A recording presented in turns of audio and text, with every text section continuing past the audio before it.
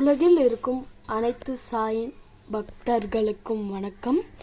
இது உங்கள் சாய் மாதா குக்கிங். இன்னைக்கு நம்ம என்ன பார்க்க போறோம்னா, ஒரு சிம்பிளான ஆனால் ஸ்பெஷலான ஒரு ஈவினிங் ஸ்நாக். அது வெஜ் கட்லெட். ஸோ அதுக்கான இன்க்ரீடியன்ட்ஸை பார்க்கலாம். ஸோ இதுக்கு ஃபர்ஸ்ட் கொஞ்சம் பாயில்டு பொட்டேட்டோஸ் வச்சுக்கலாம். நல்லா பாயில் பண்ணி இதை வச்சுக்கலாம். ஸோ இதை வந்து மேஷ் பண்ணிக்கலாம். ஸோ நம்ம இதை மேஷ் பண்ணியாச்சு.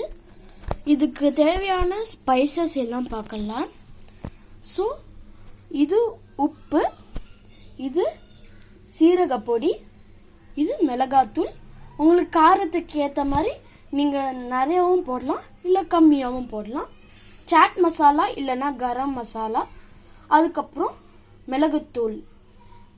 நீங்கள் பெரியவங்களா இருந்தால் நீங்கள் சாப்பிடணுன்னா நீங்கள் மிளகா கூட போட்டுக்கலாம். சின்ன பசங்களுக்கு இந்த மிளகுத்தூள் நல்லாயிருக்கும்.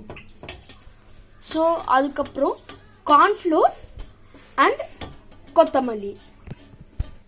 ஸோ நம்ம ஸ்பைசஸும் சால்ட்டும் போட்டாச்சு.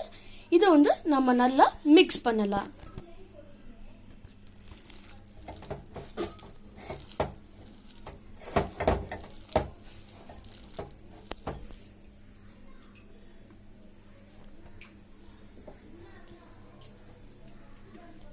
ஸோ இப்போ நம்ம கொத்தமல்லியை ஆட் பண்ணிக்கலாம்.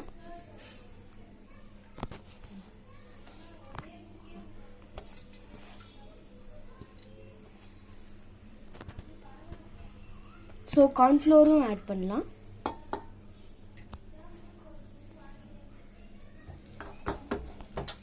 இப்போ வந்து இதை நல்லா பிசைஞ்சிட்டு அதுக்கப்புறம் நம்ம வந்து இதை ஆயிலில் ஃப்ரை பண்ண போகிறோம்.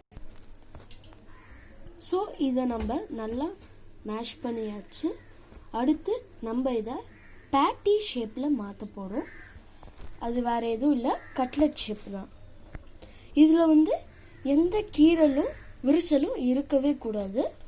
அப்படி இருந்ததுன்னா எண்ணெய்க்குள்ளே போடும்போது அது வந்து உடஞ்சிடும். ஸோ இதை வந்து நம்ம பார்த்து செய்யணும். ஸோ நம்ம இதை கட்லெட் ஷேப்பில் பண்ணியாச்சு. இதை வந்து நம்ம கார்ன்ஃப்ளோரில் கொஞ்சம் தண்ணி ஆட் பண்ணி டிப் பண்ண போகிறோம். ஸோ உங்ககிட்ட கார்ன்ஃப்ளோர் இல்லைன்னா கூட பரவாயில்ல, நம்ம இதை அப்படியே பொரிக்கலாம். அப்படியே பொரித்தா கொஞ்சம் க்ரன்ச்சினஸ் கம்மியாக வரும். கார்ன்ஃப்ளோர் போட்டால் இன்னும் ஜாஸ்தியாக க்ரன்ச்சினஸ் வரும். இப்போ உங்ககிட்ட பிரெட் க்ரம்ஸ் இருந்தால் கூட நீங்கள் அதை போடலாம். பிரெட் க்ரம்ஸ் இருந்தால் இன்னும் நல்லா க்ரன்ச்சியாக வரும். ஸோ நம்ம இதை பேனில் போட்டு டீப் ஃப்ரை பண்ண போகிறோம். இது வந்து ப்ரௌன் கலர் ஆகிற வரைக்கும் நம்ம ஃப்ரை பண்ண போகிறோம். ஸோ இது வந்து ரொம்ப நல்லா வரும், ஒரு பர்ஃபெக்ட் ஈவினிங் ஸ்நாக். ஸோ ஒன்று ஒன்றா டிப் பண்ணுறோம்.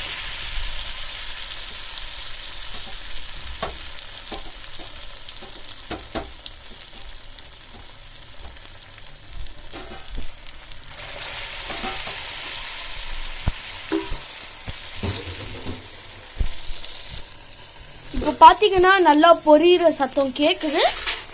நம்ம இதை நல்லா பொரிக்கணும். ஒரு ப்ரௌன் கலர் வர வரைக்கும் பொரிக்கலாம்.